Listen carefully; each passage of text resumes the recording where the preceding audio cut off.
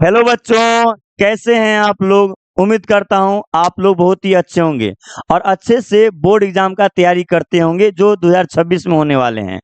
तो प्यारे बच्चों, पिछले 3 जो है वीडियो में हमने हिस्ट्री का ऑब्जेक्टिव करवाया है। तो आज मैं नया चैप्टर, नया सब्जेक्ट लेके आया हूं जिसका नाम है ज्योग्राफी। तो ज्योग्राफी का आज चैप्टर 1 पढ़ाने वाला हूं जिसका नाम है मानव भूगोल, प्रकृति एवं विषय क्षेत्र। ये जो है ये बुक 1 का चैप्टर 1 है। तो चलिए स्टार्ट करते हैं। और इसमें हम अच्छे अच्छे क्वेश्चन, ऐसे ऐसे क्वेश्चन लाया हूं जो आपके सीधे बोर्ड एग्जाम में आपको आएंगे। तो आप ध्यान दिया करिए। तो चलिए स्टार्ट करते हैं। पहला क्वेश्चन है कि नव निश्चयवाद के प्रवर्तक कौन है। प्रवर्तक का मतलब होता है कि देने वाला, यानी इसका संस्थापक। नव निश्चयवाद के संस्थापक कौन है। तो नव निश्चयवाद है एक विचारधारा है। ओके बच्चों, तो ये जो विचारधारा है ये 3 विचारधारा लेकर आया है।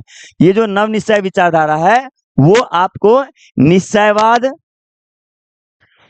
निश्चयवाद और संभववाद, संभववाद विचारधारा, दोनों विचारधारा के बीच का मध्यम मार्ग है नव निश्चयवाद। नव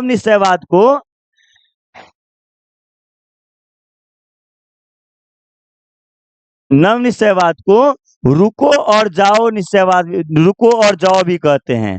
रुको और जाओ, रुको और जाओ भी कहते हैं। ये जो विचारधारा है बच्चों निश्चयवाद, निश्चयवाद में कहता है कि प्रकृति ने मानव को अपने अनुसार ढाल लिया, यानी प्रकृति जैसा कहता था मानव वैसा करता था। ओके बच्चों, लेकिन वही संभववाद विचारधारा में प्रकृति को अपने अनुसार मानव ने झुका लिया, जैसा मानव ने चाहा वैसा प्रकृति को करना पड़ा, उसको कहते हैं संभववाद। तो इसको निश्चयवाद जो विचारधारा है इसको देने वाला जो था इसका नाम था फ्रेडरिक रेडजेल। क्या नाम था? फ्रेडरिक रेडजेल नाम था। अब कोई पूछेगा बच्चों कि निश्चयवाद को देने वाला कौन है, निश्चयवाद का संस्थापक कौन है, तो क्या नाम बोलना? Friedrich Ratzel. और संभववाद को जो विचारधारा है वो देने वाला जिसका नाम है लुसियन फैब्रे। क्या नाम है? लुसियन फैब्रे। अब एग्जाम में आपको अगर ऑब्जेक्टिव के तौर पे अगर आ गया कि संभववाद विचारधारा का कौन देने वाला है, कौन देने वाला है, तो लुसियन फैब्रे। और निश्चयवाद जो विचारधारा है वो कौन दिया, तो फ्रेडरिक रेडजेल।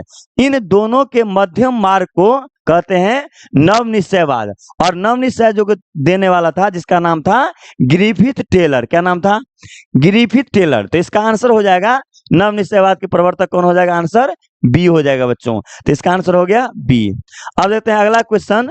क्वेश्चन नंबर जो है 2 कह रहा है कि नव निश्चयवाद संकल्पना का प्रतिपादक किसने किया।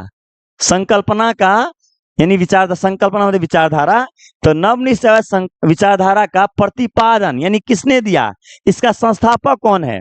तो अभी कुछ देर पहले बताया क्वेश्चन नंबर 1 में कि नव निश्चयवाद का जो संस्थापक है उसका नाम है ग्रिफिथ टेलर। इसका आंसर हो जाएगा सी। देखो बच्चों 2018 में पूछा गया क्वेश्चन है, ये इंपॉर्टेंट है। अगला क्वेश्चन देखते हैं। क्वेश्चन नंबर 3 कह रहा है कि निम्नलिखित में, निम्नलिखित में होता है नीचे में, जो नीचे में जो दिया गया है जो चारों ऑप्शन, इसमें से कौन सा एक मानव भूगोल से संबंधित नहीं है। मानव भूगोल से संबंधित नहीं है। कौन कौन सा है मानव भूगोल से संबंधित नहीं है। तो इसमें क्षेत्रीय विभिन्नता नहीं है कि मात्रात्मक या स्थानिक संगठन या अन्वेषण या वर्णन।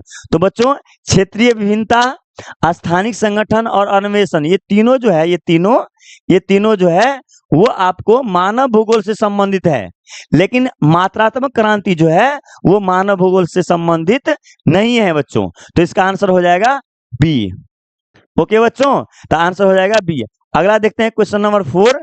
क्वेश्चन नंबर 4 कह रहा है कि संभववाद, जो संभववाद है कि अवधारणा यानी विचारधारा में किस घटक को महत्वपूर्ण माना गया है। किस घटक को महत्वपूर्ण माना गया है।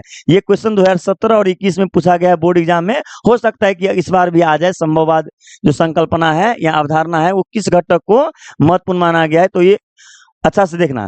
तो संभववाद जो विचारधारा है वो मानवीय घटक है। क्या है? मानवीय घटक। क्यों? क्योंकि संभववाद में ये ऐसा विचारधारा है जो मानव ने ईश्वर को अपने अनुसार जो है चलाया, जैसा मानव चाहा वैसा किया। तो इसका आंसर हो जाएगा 4 का बी आंसर हो जाएगा। ओके बच्चों, क्वेश्चन नंबर 5 देख रहे हैं। क्या है कि निम्न पुस्तकों में कौन हम्बोल्ट जो भूगोलवेत्ता थे वो द्वारा लिखित है। कौन सा भूगोल है, कौन सा पुस्तक है इसमें से जो हम्बोल्ट के द्वारा लिखा गया है। ओके बच्चों, तो ये ऑस्ट्रेलिया का भूगोल नहीं होगा, जनसंख्या भूगोल नहीं होगा, इनमें से कोई नहीं होगा। तो इसका आंसर हो जाएगा कासमास। क्या नाम है? कासमास। तो कासमास ऐसा जो है पुस्तक है जो हम्बोल्ट के द्वारा लिखा गया पुस्तक है। तो इसका आंसर हो जाएगा बी। ओके बच्चों, 5 का बी आंसर हो जाएगा। अब देखते हैं क्वेश्चन नंबर 6 कह रहा है। क्वेश्चन नंबर 6 कह रहा है क्या कि निम्न में से कौन मानव भूगोल से संबंधित नहीं है। मानव भूगोल का मतलब हुआ कि मानव के द्वारा जो बनाया गया जो चीज है उसको बोलते हैं मानव भूगोल। प्यारे बच्चों, भूगोल जो है वो 2 भाग में बटा हुआ है। एक है भौतिक भूगोल, और दूसरा है मानव भूगोल। अब भौतिक भूगोल में हम क्या पढ़ते हैं? जो ईश्वर के द्वारा, भगवान के द्वारा, प्रकृति के द्वारा जो बनाया गया जो चीज होता है उसे कहते हैं भौतिक भूगोल। जैसे समुद्र हुआ, नदी हुआ, पहाड़ हुआ, पर्वत हुआ, झील हुआ, है ना, ये सभी जितने भी चीज है वो भौतिक भूगोल में आता है।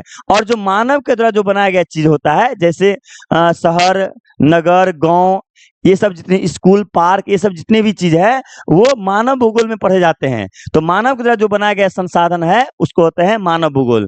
तो ये जो समुद्र जो विज्ञान है वो मानव के द्वारा नहीं बनाया गया है। ये समुद्र विज्ञान किसके द्वारा बनाया गया है?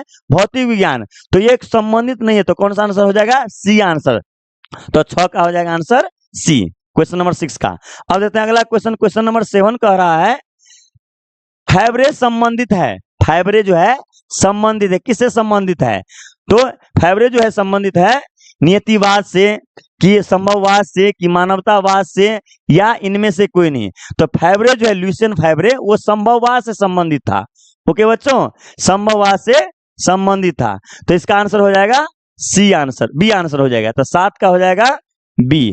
अब देते हैं अगला क्वेश्चन। क्वेश्चन नंबर 8 कह रहा है, क्वेश्चन नंबर 8 कह रहा है कि मानव भूगोल का संस्थापक किसे कहा जाता है? संस्थापक मानव भूगोल का। तो मानव भूगोल का जो संस्थापक था प्यारे बच्चों, उसका नाम था रेडजेल। क्या नाम था?